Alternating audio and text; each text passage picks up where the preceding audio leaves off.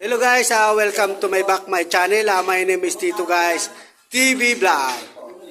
Ayan guys, nandito tayo sa first floor, dito sa ilalim ng sa second floor.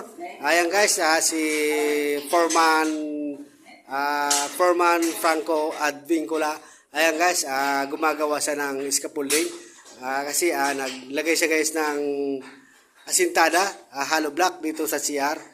Ayan guys, dito sa loob, naglagay siya sa baba ng mga asintada ng hollow block. At dito naman, naglagay siya guys ng forma ng ating bakal guys. Ayan ang bakal natin.